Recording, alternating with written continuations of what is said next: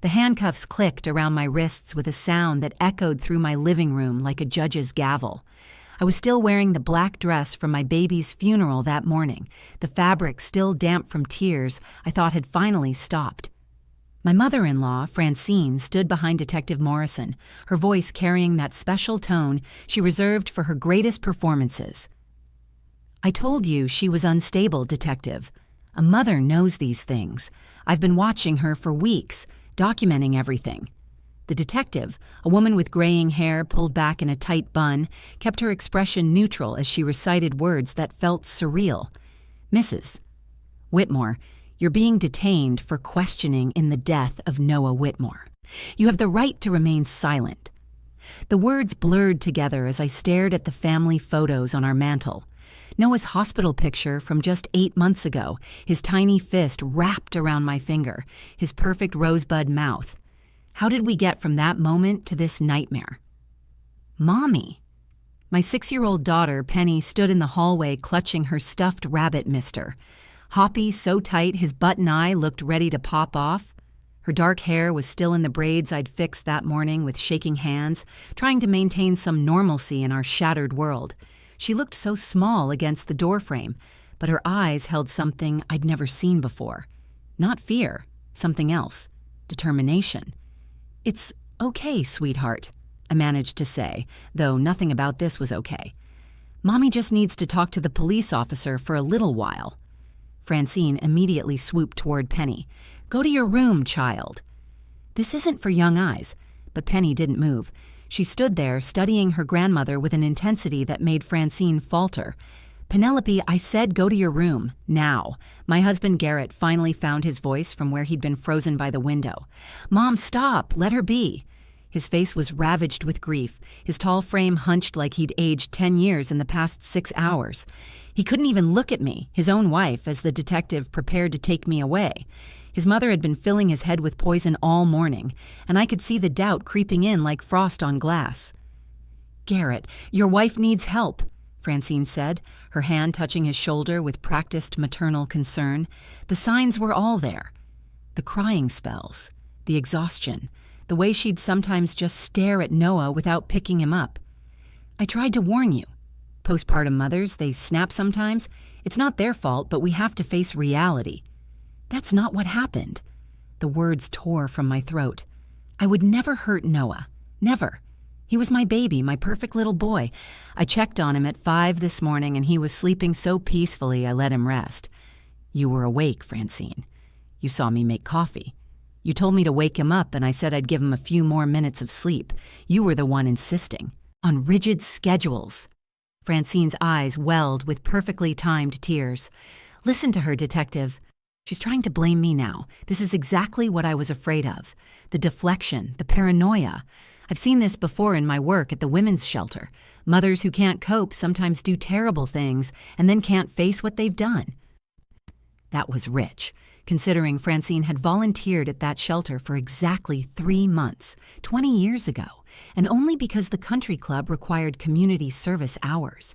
But she wielded those 3 months like a doctorate in psychology, whenever it suited her narrative. Detective Morrison stepped forward. "We'll sort this all out at the station, Mrs. Whitmore. The medical examiner will determine the exact cause of death, and then we'll have more clarity." The cause of death was his mother.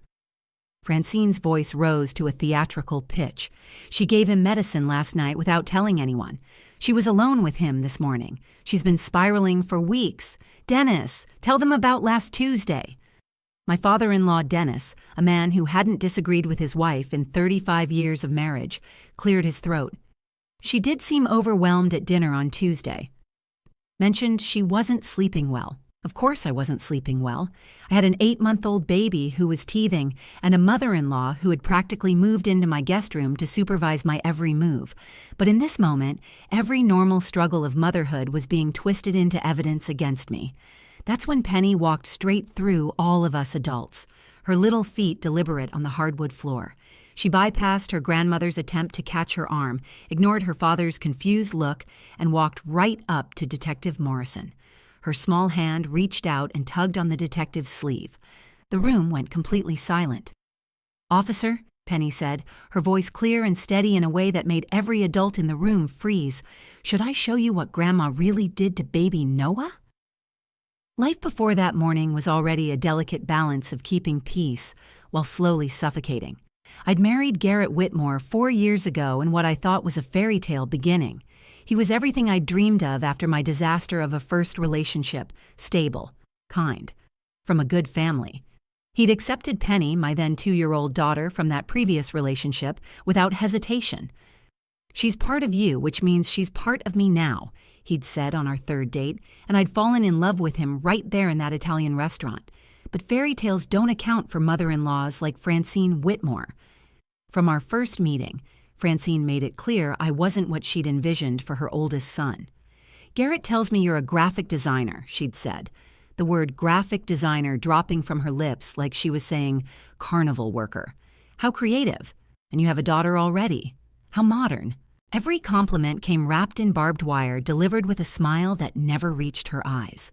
When we announced our engagement, Francine threw us an engagement party that was really a showcase of what she considered Garrett's potential matches.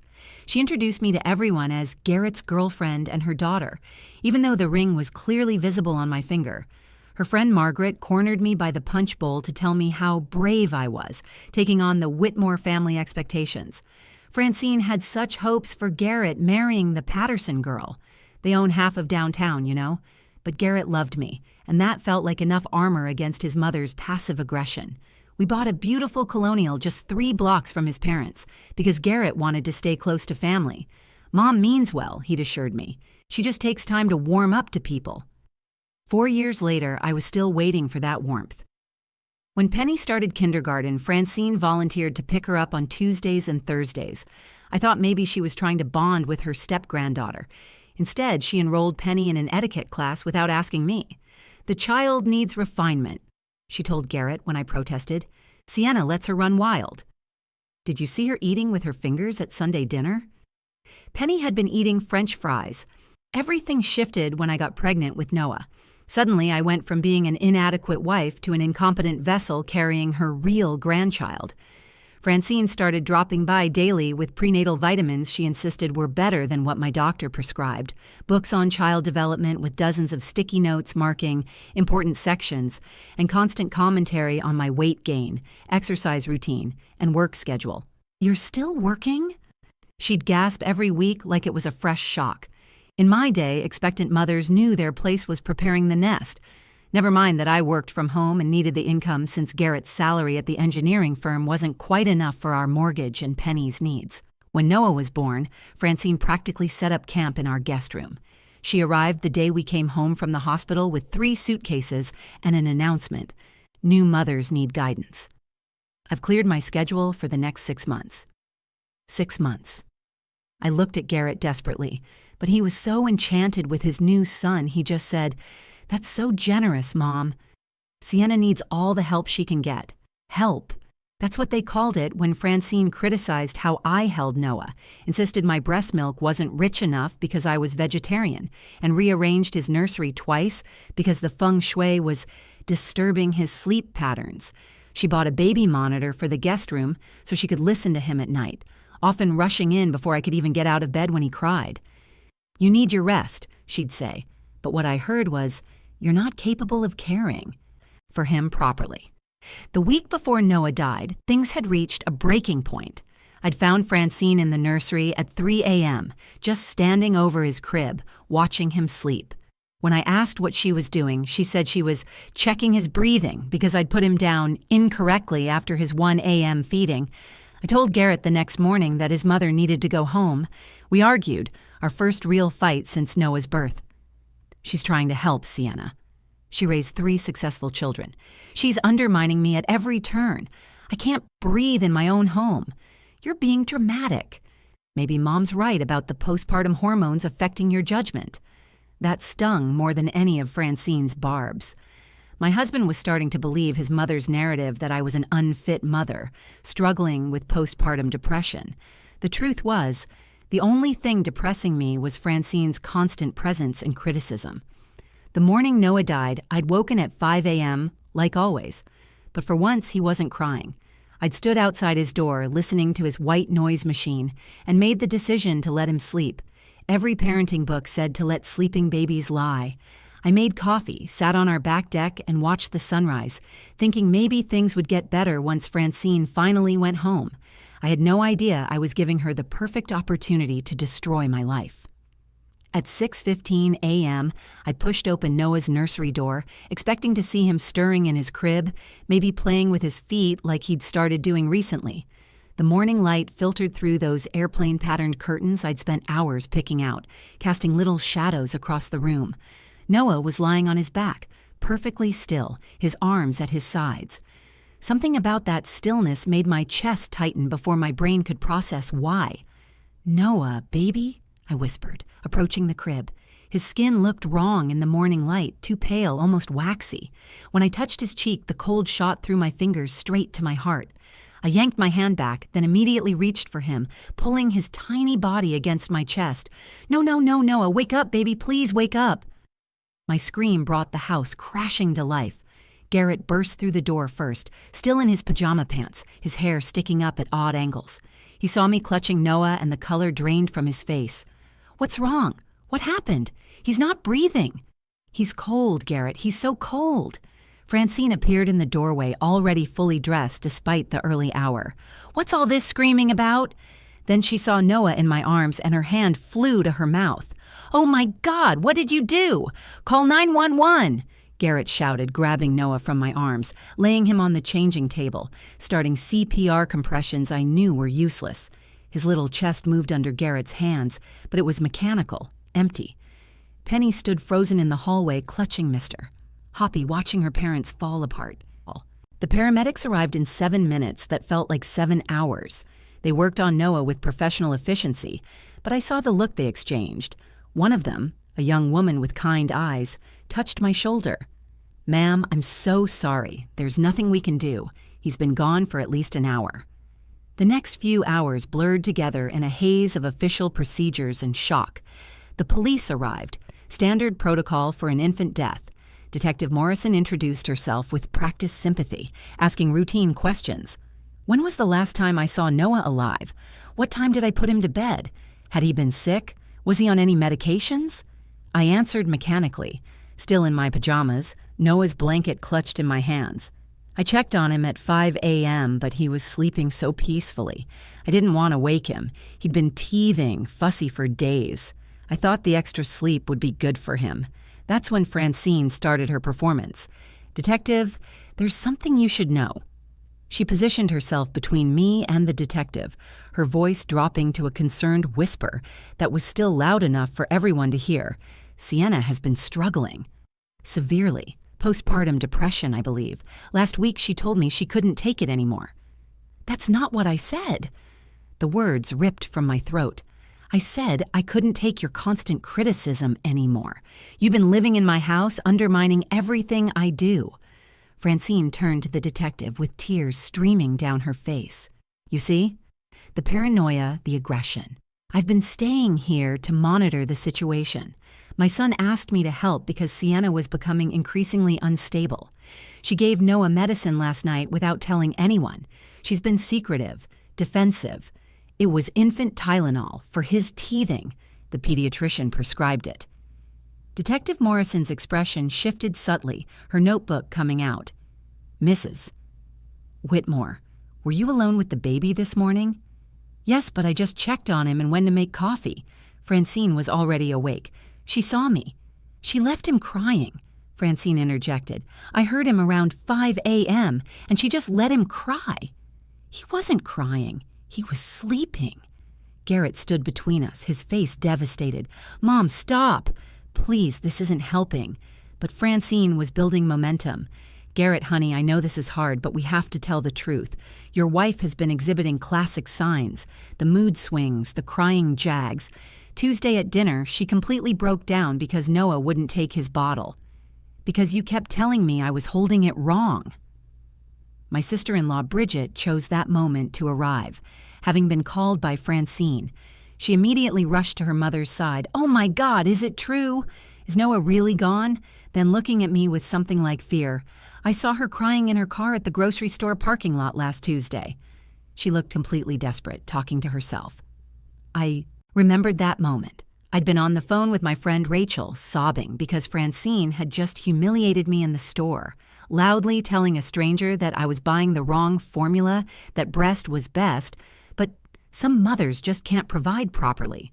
Detective Morrison's questions became more pointed. Have you been feeling overwhelmed, Mrs. Whitmore? Have you had thoughts of harming yourself or your children? No, never. I love my children. She yelled at Penny yesterday, Francine added, screamed at her for spilling juice. The poor child was terrified. I had raised my voice when Penny knocked over a full pitcher of grape juice on the carpet, right after Noah had a blowout diaper and Francine had spent an hour lecturing me about proper feeding schedules. I'd apologized to Penny immediately, but context didn't matter now. Every normal moment of maternal frustration was being weaponized against me. The detective made a call. I need to bring Mrs. Whitmore in for formal questioning. This is now a potential criminal investigation. Detective Morrison pulled the handcuffs from her belt with practiced efficiency. This is just protocol, Mrs. Whitmore. But I need you to come with me for formal questioning. The metal was cold against my wrists, the click of the lock final and terrifying. Garrett stood frozen by the stairs, his mouth opening and closing like he wanted to say something but couldn't find the words. His mother had positioned herself perfectly behind the detective, one hand dabbing at her eyes with a tissue, the other resting supportively on the officer's arm. "You're doing the right thing, Detective," Francine said, her voice thick with manufactured grief. "We just want the truth about what happened to our precious Noah." Sometimes mothers who are struggling don't even remember what they've done. The mind protects itself from trauma. "That's not how it works," I wanted to scream at her, but every word I said seemed to make things worse. I could see it in Detective Morrison's eyes, the way she'd shifted from sympathetic to suspicious. To her, I probably looked exactly like what Francine was describing, an unstable mother who'd snapped and was now desperately trying to blame others. Dennis stood by the fireplace studying the family photos with unusual intensity. "Francine was just trying to help," he offered weakly. "She's been so worried about the baby." She barely slept, checking on him constantly, because she didn't trust me to take care of my own son. "Sienna, please," Garrett finally spoke, his voice cracking. "Just go with the detective. We'll sort this out. We'll get you a lawyer." "You think I need a lawyer? You think I did this?" The betrayal in his voice cut deeper than the handcuffs. "Garrett, it's me, your wife, the mother of your children. How can you even consider what she's suggesting?" "I don't know what to think," he exploded. "My son is dead. My mother is telling me you've been unstable for weeks, and you were the last person with him." That's when I noticed Penny hadn't moved from her spot in the hallway. She'd been standing there this entire time, watching everything unfold with those dark eyes that always seemed to see more than a 6-year-old should. Her pajamas had little unicorns on them, the ones she'd picked out for her birthday. She was holding Mr. Hoppy so tight that his worn fur was compressed into her small fist. Francine noticed her too. "Penelope, I told you to go to your room." This is adult business. But Penny took a step forward instead of back, then another. Her bare feet made no sound on the hardwood floor as she walked past her father, past her grandmother who reached out to stop her, straight toward Detective Morrison.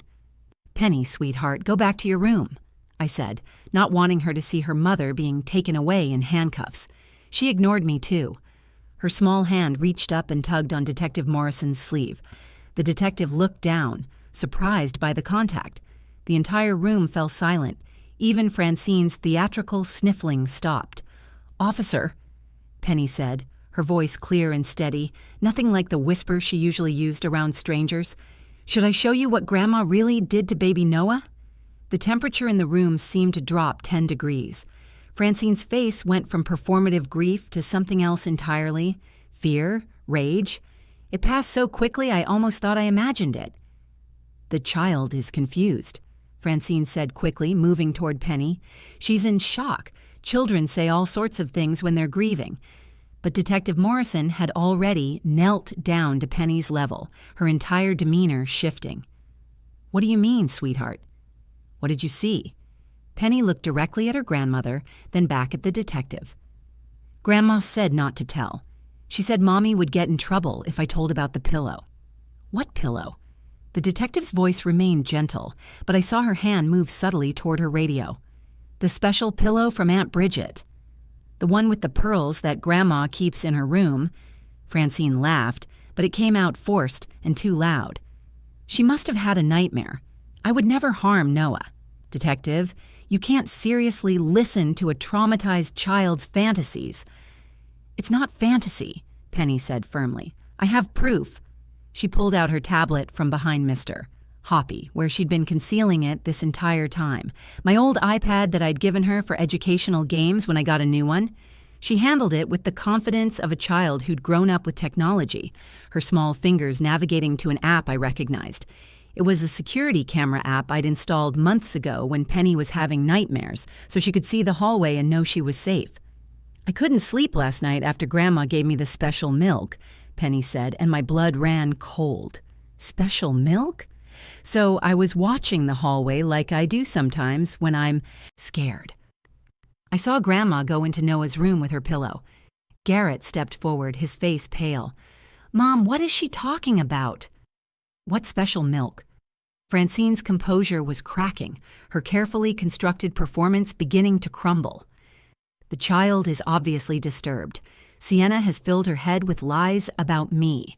This is exactly the kind of manipulation I was warning you about, Detective. But Detective Morrison wasn't looking at Francine anymore.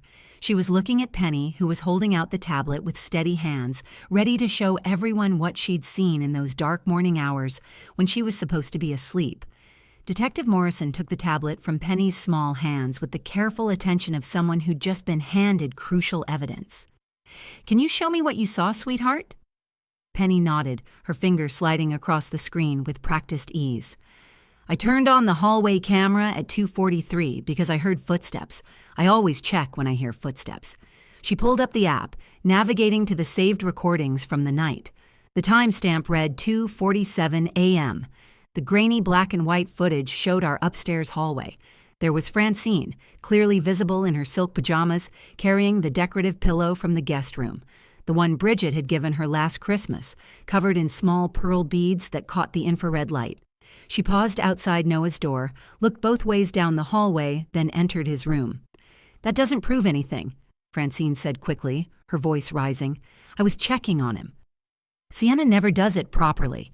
I went to adjust his sleep position. Keep watching, Penny said quietly. The timestamp rolled forward. 2:48, 2:49, 2:50. Francine remained in Noah's room. 2:55, 2:58.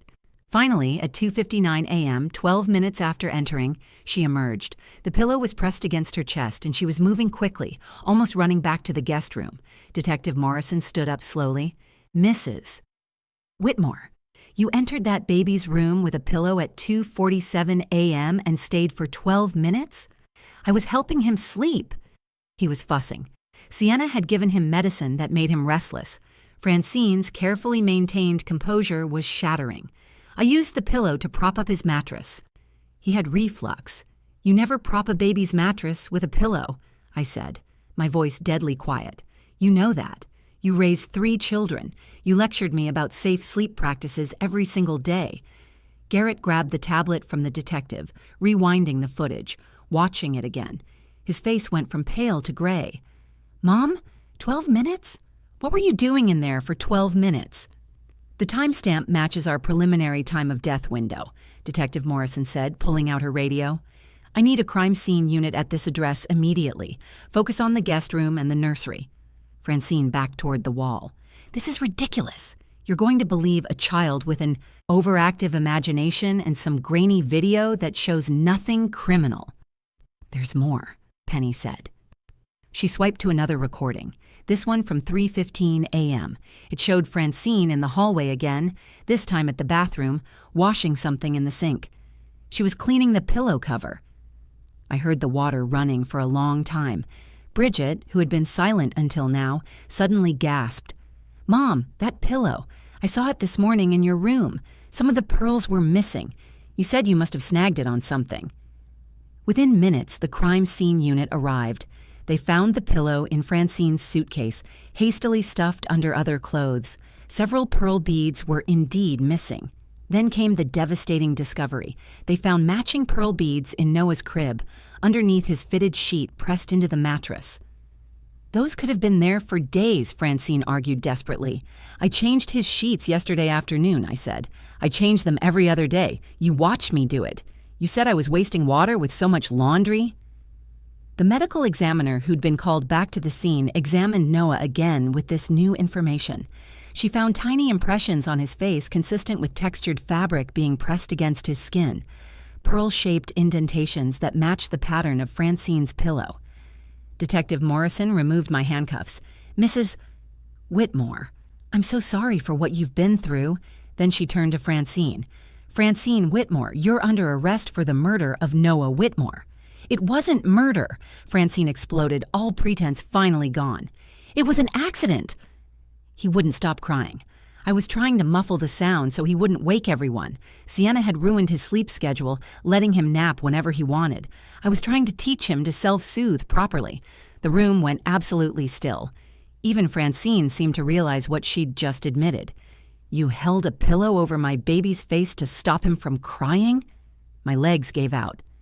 Garrett caught me, both of us collapsing onto the couch. "Not over his face." "Just near it to muffle the sound, but he kept turning his head, trying to get away, and I had to hold it steadier. I didn't mean for him to stop breathing. I was trying to help. You don't deserve these children, Sienna. You never did. You trapped my son with that girl." She pointed at Penny. "And then you couldn't even raise Noah properly. He needed discipline, structure, not your weak, permissive coddling." Dennis finally spoke up, his voice broken. "Francine, my God, what have you done? I was protecting this family from her incompetence. And if that brat hadn't been spying, no one would have known. It would have been SIDS. These things happen, and maybe Garrett could have found a proper wife, a proper mother for the next children." Detective Morrison nodded to her partner, who moved forward with handcuffs. As they arrested Francine, she turned to Penny one last time. "You ruined everything, you little spy. This is your fault, too." "No," I said, pulling Penny against me, feeling her small body trembling. "The only person responsible for Noah's death is you, Francine." And Penny didn't ruin everything. She saved her mother from a lifetime of false imprisonment. She's the bravest person in this room. The trial lasted 3 weeks. Francine's lawyer tried to argue it was involuntary manslaughter, a terrible accident born from a grandmother's misguided attempt to help. But the prosecution presented evidence that painted a darker picture.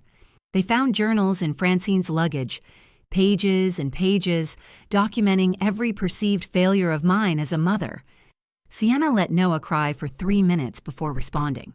She fed him at 11:47 instead of noon. She rocks him to sleep instead of teaching independence. The entries went back to the day we brought Noah home from the hospital. Dennis testified that Francine had become increasingly obsessed after Noah's birth.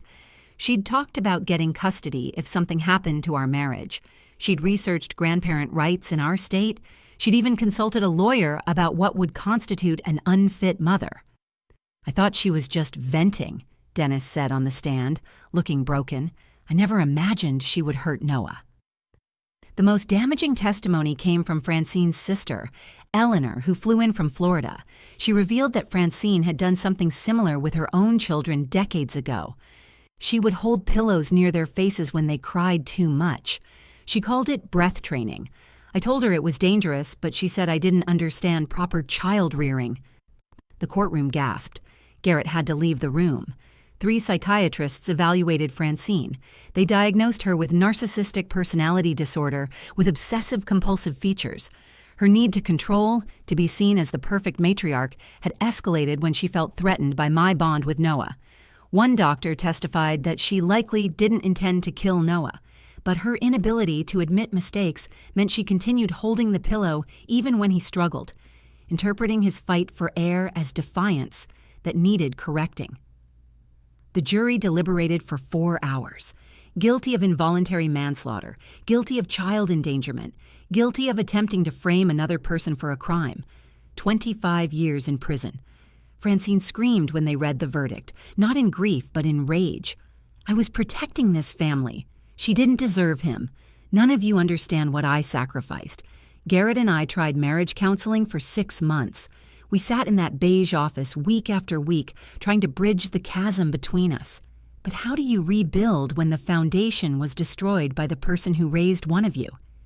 Every time Garrett looked at me, I saw his guilt. Every time I looked at him, I remembered his doubt when his mother accused me. We divorced a year after Noah's death, not with anger, but with profound sadness. Some things break too completely to be repaired. Penny struggled in her own way. She became selectively mute for 6 months, only speaking to me and her therapist. The weight of carrying that secret, even for just a few hours, had traumatized her in ways we're still uncovering. She sleeps with multiple nightlights now and checks her tablet camera every night before bed. Her therapist says she developed hypervigilance, a need to monitor her environment for threats. My brave little girl had saved me, but at a cost no child should bear. We moved across the country to Oregon, where no one knows our story.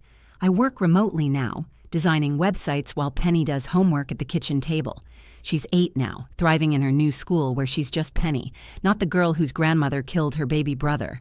She draws pictures sometimes, families with angels watching over them. That's Noah, she tells me. He's keeping us safe now. I think about him every day, not just the horrible morning we lost him, but the 8 months of joy he gave us. His gummy smile when he first recognized my face, the way he'd grip my finger while nursing, his delighted shrieks during bath time, the weight of him sleeping on my chest. Francine stole his future, but she couldn't steal those memories. Dennis writes sometimes, heartbroken apologies on carefully chosen cards. He's divorced Francine, sold their house, lives in a small apartment downtown. He asks if he can see Penny, but she's not ready. Maybe someday.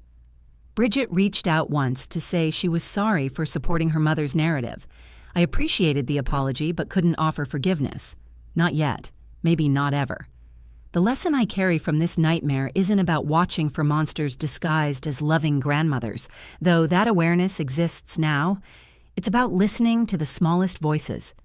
Penny, at 6 years old, saw what all the adults missed or ignored. She had the courage to speak truth when the grown-ups were failing her. She saved me from a lifetime of wrongful imprisonment, from losing her too when the state would have taken her. Every night, I check on Penny multiple times. I watch her sleep, this brave girl who lost her innocence to save her mother, and I whisper the same thing each time. Thank you for being brave when I couldn't be. Thank you for seeing what others refused to see. Thank you for saving what was left of me when everything else was lost. Noah would have been 3 now. I imagine him toddling after Penny, annoying her with his curiosity, making her laugh with silly faces. That future was stolen from us by a woman who claimed to love him best. But in my dreams, he's there, whole and perfect and giggling, forever 8 months old, forever perfect, forever mine. If this story resonated with you, if it made you think about the dynamics in your own family or the importance of believing children when they speak up, please share this video with someone who needs to hear it. Leave a comment below about a time when someone unexpected stood up for you, or when you had to find courage you didn't know you had. And don't forget to subscribe to our channel for more powerful true stories that remind us of the strength of the human spirit, even in our darkest moments. Thank you for listening to Noah's story. Thank you for witnessing our truth.